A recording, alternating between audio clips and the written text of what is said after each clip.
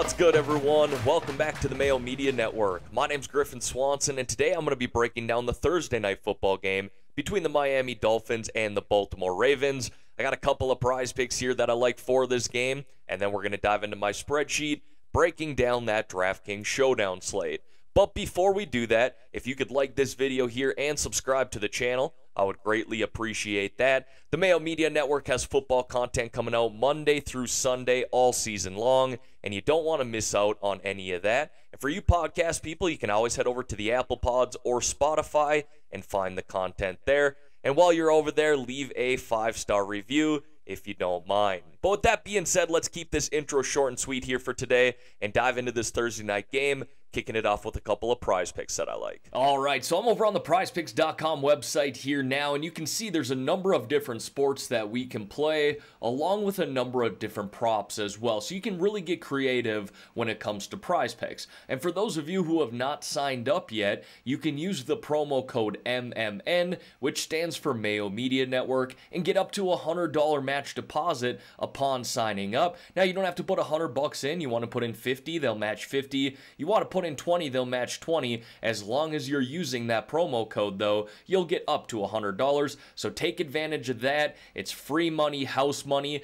As soon as you put your deposit in, PrizePicks will match that right away. With that being said, I got two picks here that I like for this Thursday night game, and both are going to be receiving yard props. And the first one you can see is right there, Marquise Hollywood Brown. I'm going to take the over there at 57.5 receiving yards. He's been able to hit the over at this exact number in 6 of 8 games this year, and he's averaging 85 receiving yards per game, damn near 30 yards above the current line we have to play with. And now he's got a great chance to expand on that against one of the worst pass defenses in the league, the Miami Dolphins. So he should have his way with this defense, and he's seen around a 25% target share this year as well. Kind of established himself as a legit wide receiver 1 in this Ravens offense. And I'm looking at a few different projection sites here as well right now, and each one has him at or above 65 receiving yards for this game. So I like the over here at 57.5. Think it's just a bit too low. And then the other pick that I like is directly below that. It's going to be Durham Smith here, the backup tight end for the Miami Dolphins. Now, I know that might sound scary playing a backup tight end here, but we're talking about 8.5 yards, and he's hit the over there in 4 of his past 5 games. Now, 2 games ago, he did have 0 targets and obviously 0 receiving yards against the Buffalo Bills, but that entire Miami offense really didn't show up in that game. Outside of that, he's hit 23, 27, 37, and 59 receiving yards in 4 of his past 5. Again, he is the backup tight end, but he's still running a route on about 63% of the offensive plays that he gets, which is enough to definitely get over 8.5 receiving yards. He's getting about 16.7 air yards per game, and his average depth of target is 7.5. What I'm trying to get at here is this guy should be able to hit the over on one single catch, and he only might get 2-3 targets in this game, but I think that's enough for him to hit the over at this number at 8.5. So to recap here, I like Durham Smith over 8.5 receiving yards. I like Marquise Hollywood Brown over 57.5 receiving yards.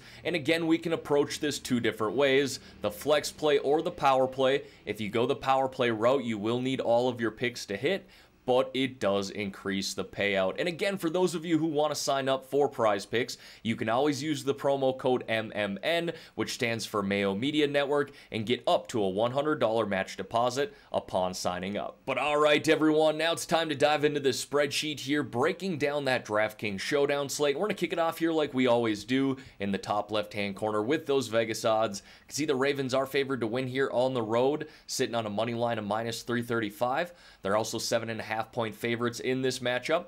And then we got an over-under there of 46.5 points.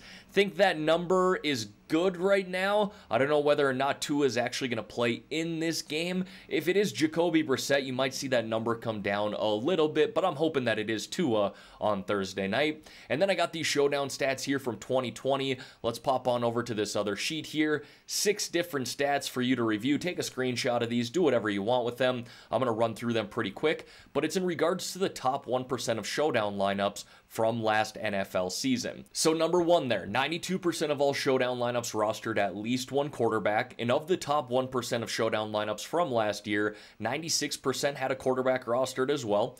Number 2, 33% of all lineups rostered a wide receiver at captain, and of the top 1% of lineups, 31.5% had a wide receiver at captain as well.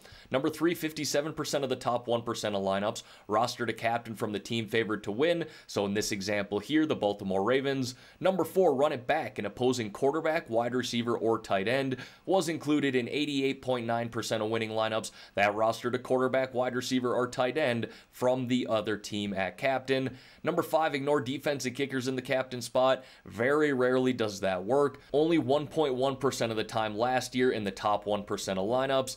And number 6, do not play more than 2 kickers or defenses in the same lineup. Usually one is fine. Now, with all of that said, let's go ahead and dive into some of my favorite plays here for this showdown slate. As always, we're going to kick it off with the captains here. And for those of you who are new to this video, I always list out a captain from both sides of this game. Starting on the Baltimore side of things here. Now look, Lamar Jackson is the best overall play here on this slate. There's no debating that. But he's also super expensive. So if you put him in the captain spot, I've mentioned this in the past, it's just going to be a little more difficult to fill out the rest of your lineup. But wanted to start it off by saying, yes, Lamar Jackson is the best play on this slate. But I like Hollywood here in the captain spot. Like I said during the PrizePicks segment, clearly established himself as the #1 receiver, especially in this offense here. He's played really well with a 25% target share this year. He's got 34% of the team's air yards, got 6 touchdowns on the season, and leads the team in red zone targets as well at 23.5%.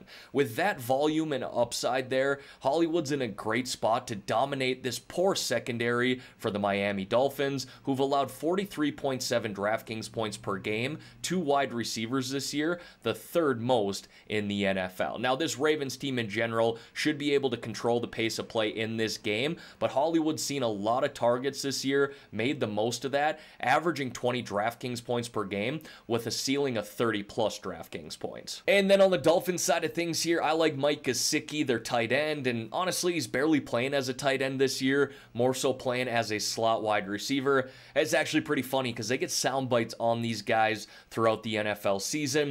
And it was National Tight End Day a few weeks ago, and one of his teammates said, "Happy National Tight End Day," and he responded that, yeah, I'm basically a slot wide receiver. And so that's kind of how I'm looking at him here as, big body tight end that plays a slot wide receiver role, and that's worked out for him this year. He's second on the team in targets right now at 17.3%, and actually first on the team in air yards, around 24%, and he's got a great matchup here as well against this Ravens defense, who has not been very good at stopping opposing tight ends this year, allowing 19.2 DraftKings points per game to opposing tight ends, the 2nd most in the NFL. And Gesicki's got that 20 plus DraftKings point upside. We've already seen him do it twice this year, where he hit 21.5 and 22.5 DraftKings points. He's only found the end zone twice, but this is a big body guy who could certainly score multiple touchdowns in a game as well. So I do like the matchup here, and I like that he's running a lot of his routes out of the slot. So basically look at this here as a slot wide receiver play, but technically has the tight end tag. Now hopping on down here to my favorite flex plays, I mentioned this earlier. Lamar is the flat out best play in this Thursday night game, and that's probably not up for debate. He's hit 35 plus DraftKings points in 3 of 8 games this year, scored 45 DraftKings points back in week 5. Just an incredible ceiling with this guy. We all know that, but he's super expensive in this game as well. You're looking at his flex price right there at $13.8. His captain price, $20,700. So again, you can put him in there by all means. It's just going to be difficult to fill out the rest of your lineup. But yes, he is absolutely the best play here in this game, averaging 27 DraftKings points per game. And against this bad Miami defense, he should be able to have his way with them. And then I also like Tua here as well. Again, I always go back to this first statistic from last year. Of the top 1% of lineups, 96% had a quarterback rostered. So I'm for sure going to have one of these guys in my lineup here. Again, would prefer to get Lamar in there, but if you want to get a little more contrarian, you can probably do that on this Dolphins side of things. Now, we don't know for sure whether or not Tua is going to play this week. He was a limited participant in Tuesday's practice. We'll need to see what he does here on Wednesday today. Hopefully he's good to go. I wouldn't mind Jacoby Brissett if he gets the start, but certainly hoping that it is Tua in this game. He's been solid in the 4 games that he's played this year, hitting 16, 17, 25, and 28 DraftKings points. Considering he's got that 25, close to 30 plus DraftKings point upside, I don't mind him in the captain spot either. Again, if you're trying to get a little more contrarian, you could stack him up with Gesicki, you could stack him up with Waddle, or maybe even someone like Myles Gaskin, who's got a little more involved in the passing game as of late. But we need to keep an eye on this one. We don't know for sure whether or not Tua is going to play, but if he does end up playing, certainly someone I'm going to have my eye on for my showdown lineups. And speaking of Myles Gaskin, I do like the way he's been getting more involved in this Miami offense, especially over the past 3 games. Now, he's been pretty involved in the passing game all season long, averaging about 5 targets per game, but he's hit double-digit rushing attempts here in 3 straight games, and I really like to see that. He's hit 12, 15, and 20 rushing attempts in each of his past 3 games, and that's allowed him to hit 16 plus DraftKings points in 2 of his past 3, and he's shown some solid upside this year, particularly back in week 5, where he hit 32 DraftKings points. Now, he did have 10 targets in that game and 10 receptions, and ended up scoring 2 touchdowns in that game, but it was against a really tough opponent, the Tampa Bay Buccaneers. Now, he has been a bit up and down this year, but like I said, the numbers have been a lot more consistent here over his past 3 games, and considering he does get involved in the passing game, I'm not too worried about the game script here. Either way, Gaskin should be involved. I then got Mark Andrews here, the Baltimore Ravens tight end, who's basically the number 2 pass catcher in this offense. He's got incredible upside himself. Back in week 5 as well, we saw that where he put up 44.7 DraftKings points. So whatever him and Myles Gaskin were drinking that day, it paid off for those guys. Gaskin 32 DraftKings points that game, Mark Andrews 44, but he's been pretty damn consistent in general. He's second on the team in targets at 22.5%, third on the team in air yards at 24%. Certainly not bad considering he plays the tight end position, and averaging about 16 DraftKings points per game. He's basically locked into 6-7 targets per game with upside of double-digit targets, so if you wanted to, you could put him in the captain spot as well. Next, I got the rookie wide receiver here, Jalen Waddle. A big reason I want Tua to play is because Jalen Waddle should play better if it is Tua. That's not to say Waddle's a bad play if it is Jacoby Brissett, but you go all the way back to Alabama with Tua and Waddle, where they started to first build that chemistry, and Waddle here has seen 43 combined targets in his past 4 games, damn near double-digit targets every single game, hitting 13, 8, 12, and 10 over those past 4. He leads the team right now in red zone targets as well at 25.5%. That's super encouraging. And he's got 25 plus DraftKings point upside too, so you could put him in the captain spot if you wanted to. We saw that back in week 6 against the Jags, where he put up 29 DraftKings points. So, like the upside here with Waddle, like him even better if Tua plays, but 43 targets over his past 4 games, that's really hard to ignore. Next, I got Devonta Freeman there, one of the running backs for the Baltimore Ravens. I'm hesitant to say that he's RB number 1 for this Ravens offense, because as soon as I say that, we'll see Lev Bell get 10 plus carries this week and 4 plus targets. So I don't want to say that officially, but he did play 58% of the offensive snaps last week, which was a season high for Freeman, and he's now scored a touchdown in 3 straight games and hit double-digit DraftKings points during that 3-game stretch as well. So certainly playing the best of these Ravens running backs here, especially over those past 3 games. Again, this is a solid matchup for the Ravens offense in general. They should be able to beat up on this Miami defense. So, like I said, it's hard to say that Freeman will be established as the RB1 in this game again, but based off of what I've seen here in the past 3 games, he's certainly shown the most upside, and I like him at this price tag here of $6,600. Now, one of my favorite plays, and maybe my favorite play on the board here, is Rashad Bateman, the rookie wide receiver for the Baltimore Ravens.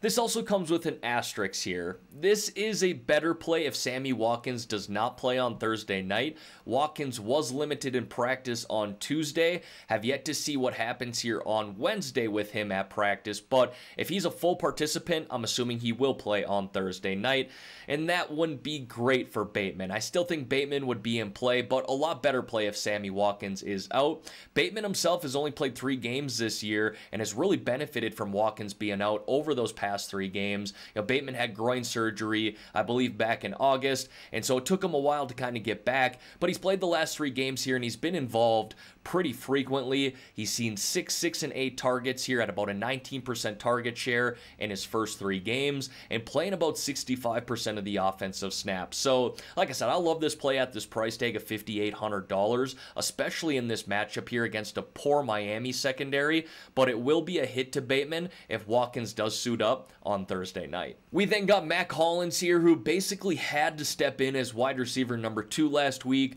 once the Dolphins put Devontae Parker on the IR, and he played well in that game, played 81% of the offensive snaps, so a lot of opportunity, had 6 targets in that game, and while he only finished with 3 receptions, he did score a touchdown and got 11.2 DraftKings points. Not bad at all for a guy priced here at $4,200. I'm not expecting 20 plus DraftKings points out of Hollins, but someone who could absolutely meet 2x, even 3x value at this price tag, as we saw last week, and could find the end zone too. This basically comes down to an opportunity play here for me, especially at this low price tag, but Hollins should see plenty of opportunity as wide receiver number 2, as we saw last week, and as Devontae Parker remains on the IR. And then wrapping it up there with Justin Tucker, the best kicker in the NFL in my opinion, certainly top 3. Got one of the best legs in football, will go down as a Hall of Famer. This dude is so legit, and he can get you 10, 15 plus DraftKings points himself. We've seen him do that in 5 of 8 games this year. It's always ideal to target these wide receivers, running backs, tight ends who are playing a lot, but there might be a better chance that Justin Tucker outscores 50-60% of these guys. So at this price tag, it was hard to ignore him, especially considering he's got that double-digit DraftKings point upside, and hell, he could get us 15 plus DraftKings points, and I would not be shocked. All right, everyone, that is going to wrap up this Thursday Night Football video here. As always, thank you all for taking the time out of your day to watch the content on this channel. If you could like this video here and subscribe to the channel, I would greatly appreciate that. Like I said, the Mayo Media Network has football content coming out Monday through Sunday throughout the remainder of the season, so don't miss out on any of that. And again, for those of you who want to sign up for PrizePicks, you can always use the promo code MMN, which stands for Mayo Media Network, and get up to a $100 match deposit. But let's enjoy this Thursday night game here, folks. Let's win a little money as well. I'm out of here.